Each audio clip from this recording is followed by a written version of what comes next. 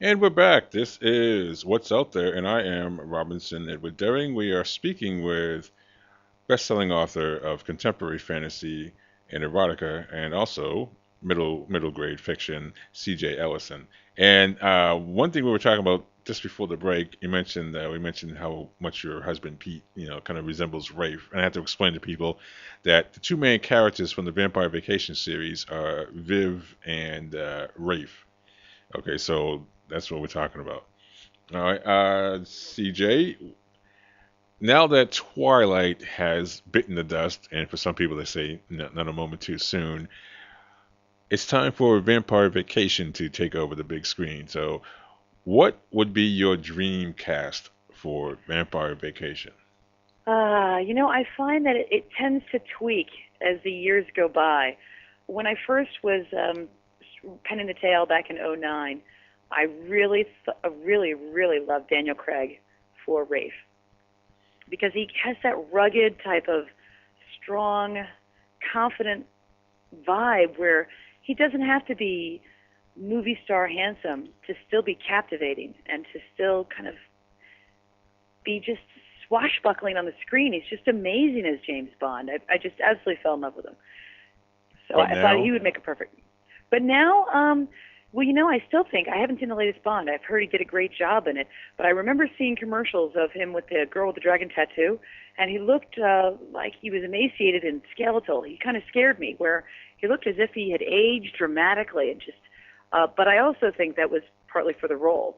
So, have you seen the latest one, the Bond movie? Do you still think he lives up to the previous ones?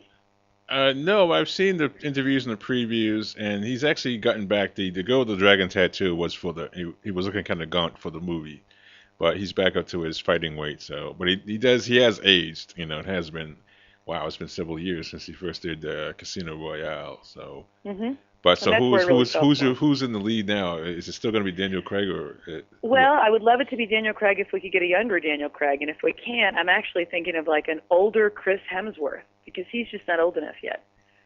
He's Mm. still in his 20s. I mean, the man has to be in his 30s before he's really got that I don't know, je ne sais quoi, something about him that just speaks a combination of confidence and sex appeal and magnetism all rolled together. You've got to be at least 35. Right. I So just don't. it can't be Chris who's still pretending to be a teenager for Red Dawn. Okay. So Yeah, no, no, who's no. your choice to play Vivian? I mean, besides yourself, of course. Yeah, well, no. I mean, in my dreams, it would be a younger me in my 20s, who, of course, was, insanely healthy and could never die. But but in reality, I think Angie Eberhard was one of the redhead that really hit me. That was just she had the curve, she had the smile, she had the beautiful hair. Everything about her was who I envisioned Vivian to be. Okay, so that's still your choice down there. And maybe now it's not like Scarlett Johansson or something.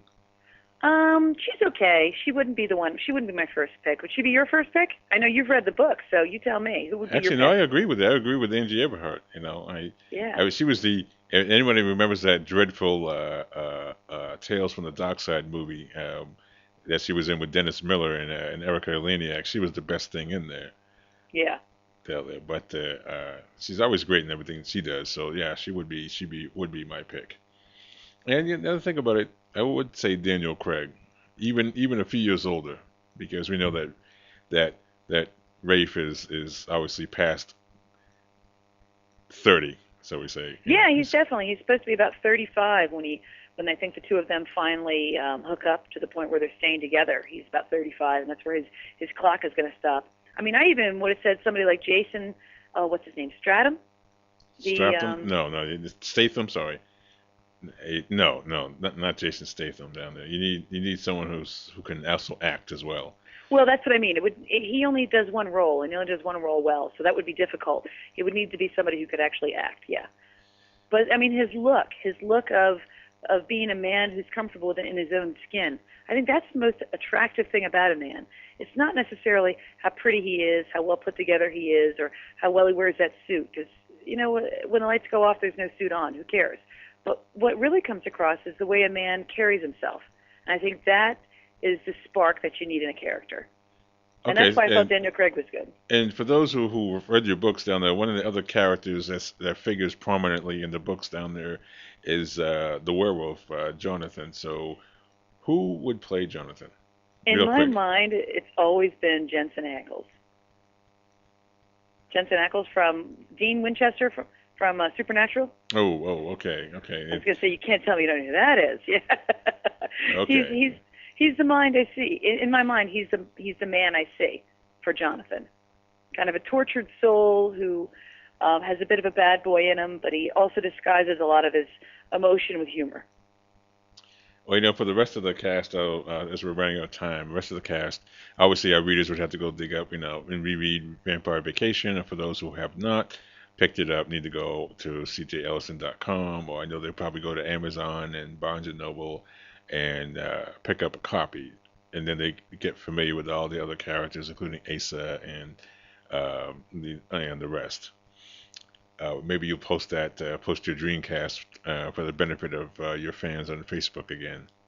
It's actually there. It's if you go to the Facebook page and you click on the albums, you'll see that there's an album dedicated to it called "The Cast of the VVN," and Asa was cast as Vin Diesel.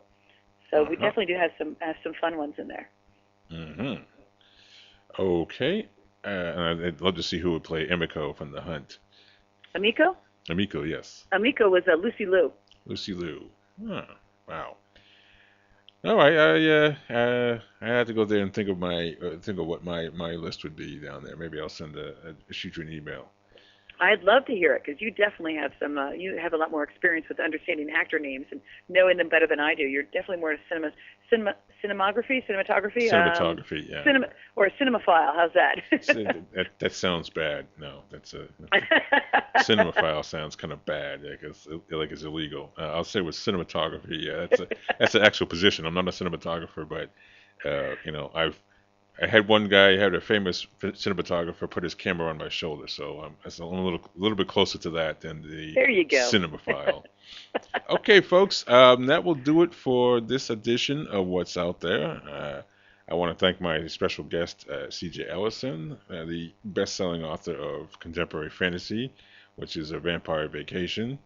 She also does erotica like Johnny Living Dangerously, and the latest book, which will be Vanilla Dawn, which is coming out in January of 2013, so next year, which is coming up on us fast. I believe she also has Death's Servant, sort of a prequel to the Vampire Vacation series, and is coming out at the end of December or early January. But you can just visit cjellison.com. That's CJELLISSON.com.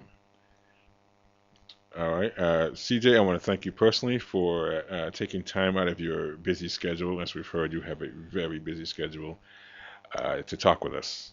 Robinson, thank you so much for having me. I really appreciate it and enjoyed myself immensely.